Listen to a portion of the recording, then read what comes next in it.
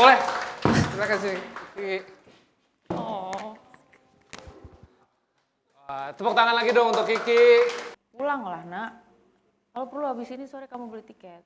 Sadari aja kalau sebenarnya segala sesuatu kalau diusahakan tuh bisa keluar, ada jalan keluarnya. Siapa tahu itu cuma prasangka buruk.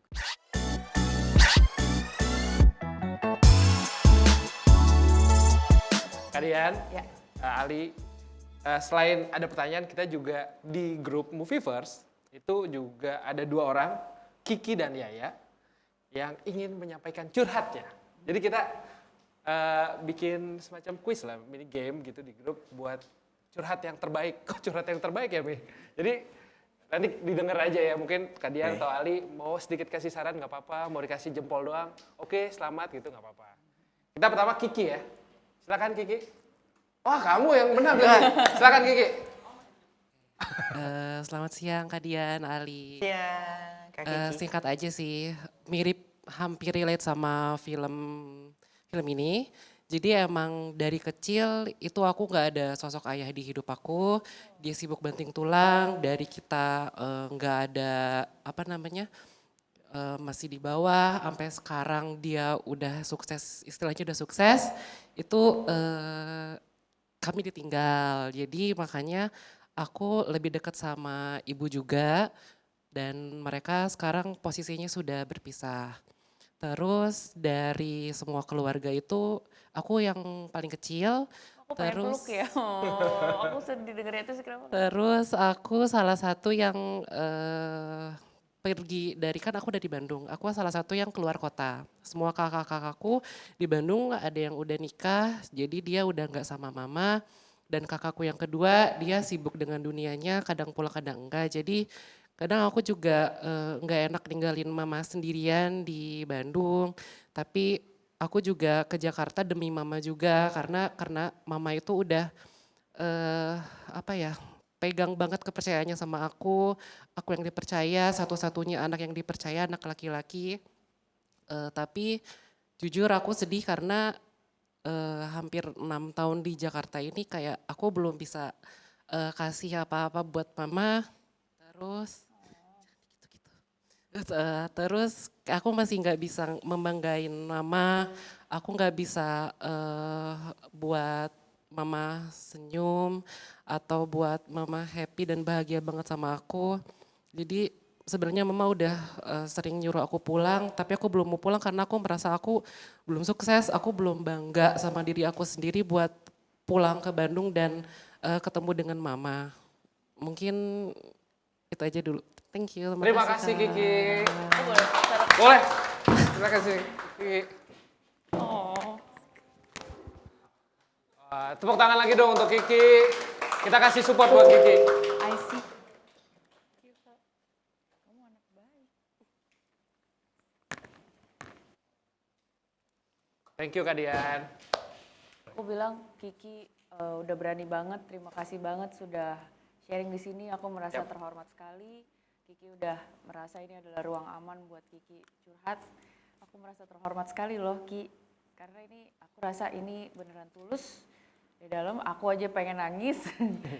Kiki kamu niatnya mulia sekali, pengen memuliakan mama kamu, pengen berikan yang terbaik buat mama kamu. Kamu pergi merantau ke Jakarta juga bukan buat ego, bukan buat validasi diri, bukan buat self glorification, tapi buat sesuatu yang lebih besar daripada kamu, yaitu ibu kamu sendiri. Dan nggak semua orang punya kepekaan sebesar kamu. Kamu perlu melihat diri kamu dengan jauh lebih baik bagaimana kamu melihat diri kamu sekarang. Kamu tuh kayak nggak ngasih kredit buat diri kamu sama sekali, karena kamu nggak berani pulang karena kamu merasa belum apa-apa, belum bikin apa. Menurut kamu itu kurang adil untuk diri kamu. Menurut aku nggak usah tunggu, pulanglah nak. Kalau perlu habis ini sore kamu beli tiket. Karena kita nggak tahu waktu itu sampai kapan yang dipinjemin ke kita. Kita tuh cuma dipinjemin loh, dikasih aja enggak. Dan itu bukan kita yang nentuin. Kamu bilangnya mau nanti pas sudah sukses, kan yang ngasih waktu kan punya rencananya mungkin beda gitu. Jadi hadir di depan hidup, di depan mama kamu itu bukan tergantung sudah sampai mana pencapaian kamu, bukan. Mama kamu manggil ya panggillah dia, datanglah kita. Mau kita jadi apapun, apa ya, pencapaian dalam hidup, itu bukan hak kita untuk menghakimi diri kita sendiri. Diri kamu itu sudah sangat berharga buat ibu kamu gitu loh. Jadi datang aja, hadir aja di hidupnya mama kamu. Jangan tunda-tunda itu. Kamu jangan sibuk-sibuk menghukum diri karena belum berprestasi. Pakai ukurannya siapa kamu belum berprestasi. Kamu berangkat ke Jakarta aja itu udah pengorbanan. Jangan berani-berani pakai ukuran orang lain untuk mengukur diri kamu sendiri. Untuk ukuran mama kamu harus pulang sore ini, pulanglah kamu sore ini juga. Kamu anak baik, you should see yourself.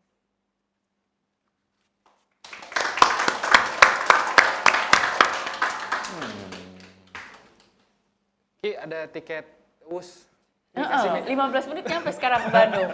Aku bolak-balik, Ibu 15 menit dari Halim loh. Ke apa namanya? Paling ujung? Pangandaran. Bukan. Padalarang. Padalarang. Tegaluar. Pangandaran sih, Padalarang. Oke, thank you ya Ki. Ibu Makasih, mau dibeliin Kak tiket Kiki. sama Ibu. Ya, nanti ya. Tapi seenggaknya ini tadi benar kata Kadian, jadi ruang aman buat dia sharing dan langsung sharing ke Kadian. Semoga agak lebih plong. Telepon lah ibu lah. Ini yang nyuruh ibu-ibu nih. Ini bukan AI, ini beneran. Kadian, kita masih ada satu Iya, lagi. Boleh. Dari Yaya. Mana Yaya? Halo Yaya. Halo. Hai Yaya. Silakan Yaya, kita satu lagi. Salam kenal Kak Dian, Kak Fikri. Sebelumnya perkenalkan nama aku Yaya. Aku mau cerita sebentar. Aku terlahir dari 5 bersaudara. Aku anak yang paling terakhir, anak bungsu. Sejak kecil aku ngerasa keluarga aku tuh keluarga yang harmonis, penuh dengan kasih sayang. Tapi semua itu berubah sejak aku kelas 5 SD. Ayah aku meninggal. Dan aku ngerasa sejak saat itu aku nggak cuma kehilangan ayah aku, tapi juga aku kehilangan ibu aku karena aku ngerasa saat itu ibu aku nggak perhatian lagi sama aku. Dia lebih perhatian ke kakak aku yang laki-laki.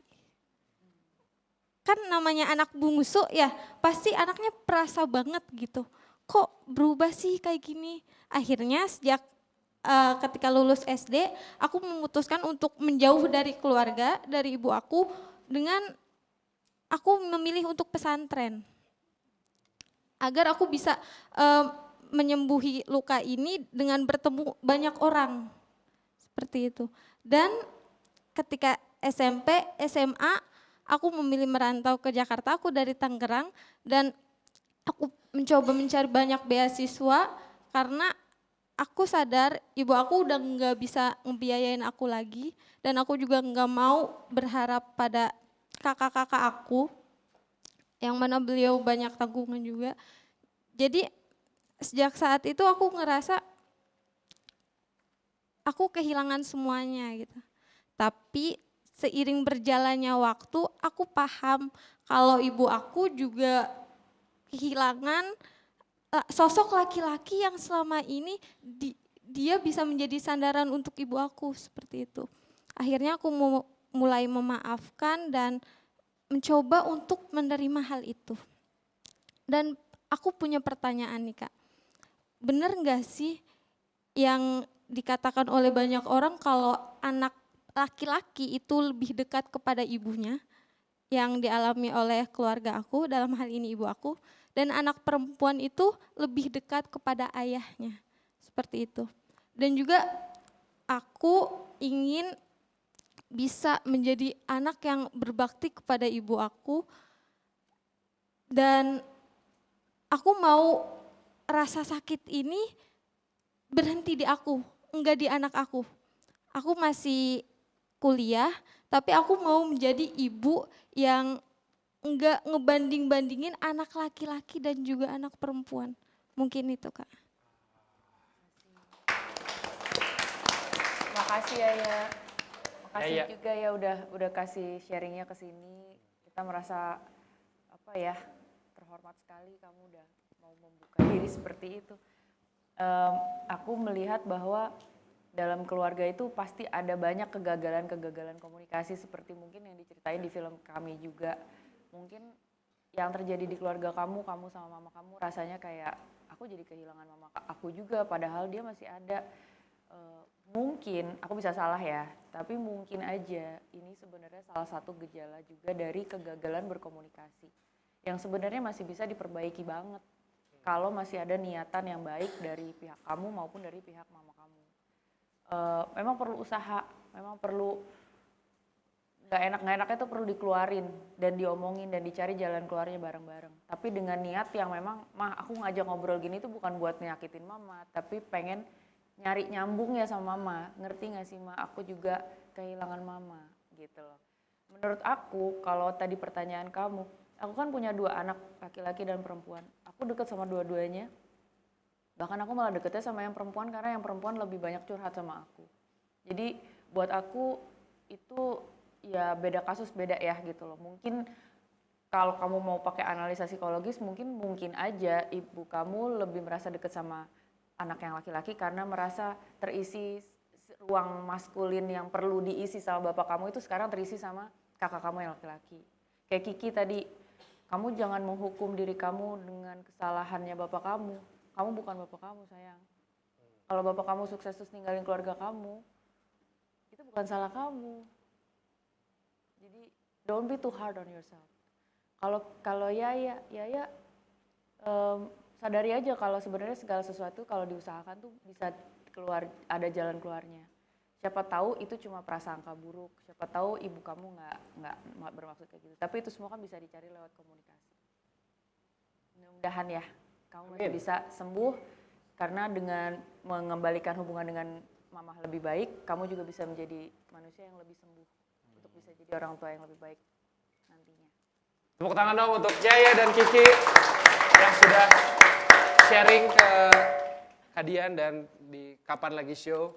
Tentu ini jadi hal yang menarik nih Kadian. Ternyata mereka nyaman juga nih sharing sama Kadian. Ternyata kalau curhat sama ibu kayak gini ya. Iya. Kalau curhat sama ibu nggak kayak gini kan Nggak waktu itu. kayak Rasanya gini. kayak gimana? Nah rasanya nggak kayak gini. Gak ada jiwanya ya? Nggak ada jiwanya, nggak ada emosinya. Nggak ada berebes milih tuh nggak ada. Gak ada ya?